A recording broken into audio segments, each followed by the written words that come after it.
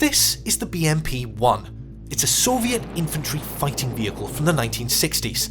Now, this one was captured by the British Army during Operation Desert Storm in 1991 and has been on display here at IWM Duxford for over 30 years. And yet, vehicles just like it are still being used today by both Russia and Ukraine with heavy losses. So why are museum pieces being fielded in a 21st century war? Well, to find out, we first need to understand why the BMP was designed in the first place.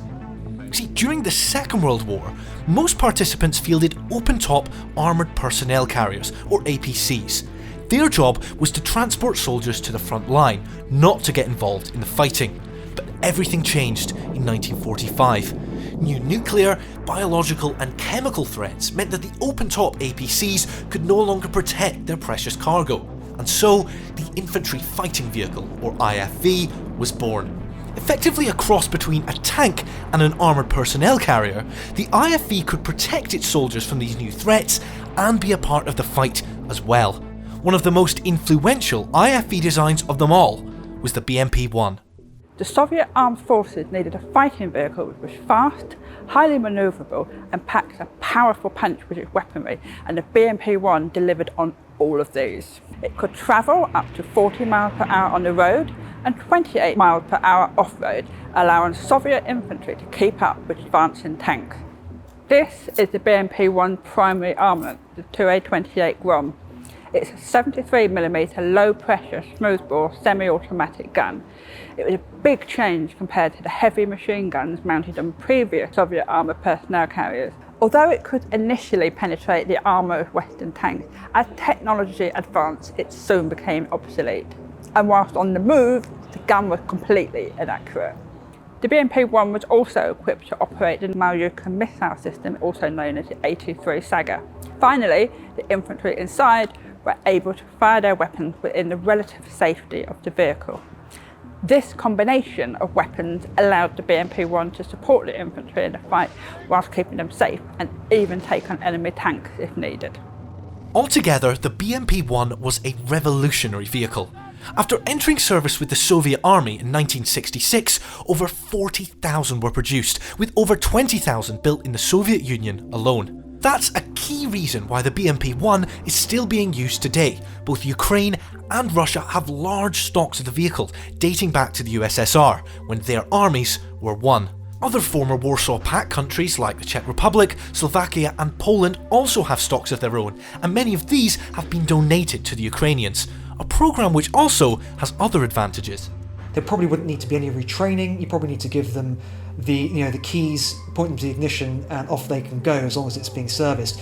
And I think a final observation on the Ukrainian stocks of BMP-1s is that some of these are actually being captured from the Russians. Not only BMP-1s, but also other Russian armoured vehicles that have moved into Ukraine since February 24th, 2022, and have either been sort of disabled with minimal damage, or just abandoned by crew who have been surrounded or are suffering from low morale, and they've run away. Meanwhile, on the Russian side, BMP-1s are now being brought out of storage after the Russian attempt at a swift knockout blow was thwarted. The attrition rates in Russian forces have been extraordinarily high. So that means if the Russians sent in more cutting-edge equipment, for example the BMP-3, they may be finding they're running low on those stocks, BMP-1s, possibly in storage, mothballed somewhere. They'll be able to be accessed and taken into the Ukrainian front.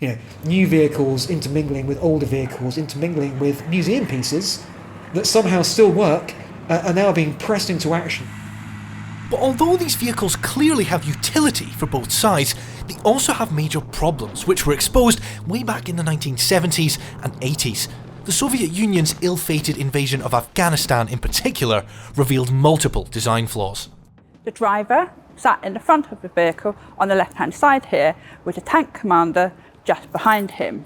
That meant if the left track hit a landmine, there was a high probability it would destroy the underside of the vehicle, killing or wounding both highly skilled crew members in a single blast.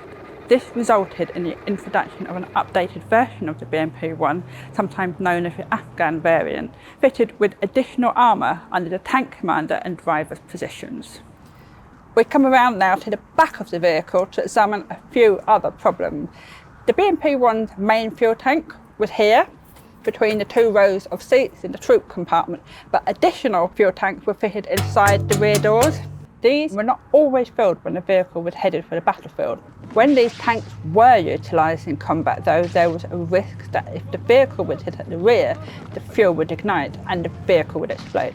However, if your vehicle was being hit from behind in the first place, the chances are that something has already gone very wrong. A bigger danger to the crew was the vehicle's ammunition storage just behind me. In the event of a direct hit by enemy fire, the ammunition would almost certainly explode, risking the lives of all those on board and destroying the vehicle. Alongside these well-documented issues, the age of the vehicles may also pose a problem on modern battlefields. The BMP-1 was designed to charge headlong across the plains of Europe as part of large armoured formations, not for attritional urban warfare of the kind we've seen in the Donbass. Those limitations may restrict their usefulness. I would imagine that a commander on the ground probably wouldn't look at the BMP-1 as his vehicle of first choice, because it's so old. The armour plating on something like a BMP-1 is of such an old vintage.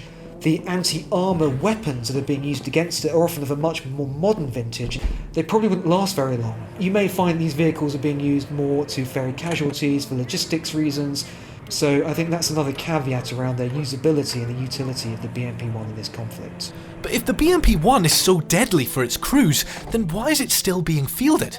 Well, of course, the Soviets knew the BMP-1 had problems way back during the Cold War, and they introduced updated versions to rectify them.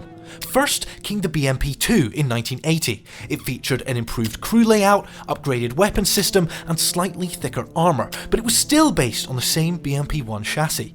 Then, in 1987, came the BMP-3. This was a far more radical departure from the original BMP, with a much heavier gun. However, the fall of the Soviet Union in 1989 stymied their rollout, and so the Russian army of today still has far more BMP-2s in service.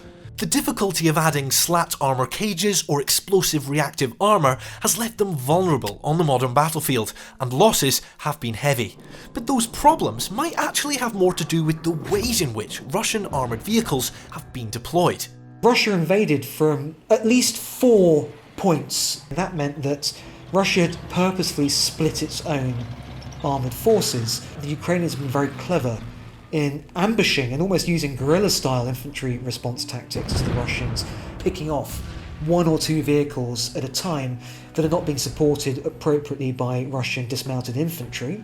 Russia's sudden manpower shortages meant that the battalion tactical group, the Russian principal fighting formation, that has actually ended up being fielded under strength. So it's very possible that some of the BMPs are being used with either a reduced number of troops or possibly even empty. Whilst these are older vehicles, perhaps with a different campaign plan and a different usage, they may have had more survivability. The final factor in all of this is economics and the costs of war. The BMP-1 in particular may be obsolete, but ultimately it's much cheaper to modernise existing vehicles than build new ones. The remaining BMP-1s in Russian and Ukrainian ownership are slowly being upgraded to newer variants, usually featuring modernised turrets. These continuing upgrades will allow the BMP-1 to serve for the foreseeable future on both sides. Slowly but surely there is an attempt to try to supplement Ukrainian military kits with NATO equipment, but I think when you look at the numbers, it's going to be a really, really long time.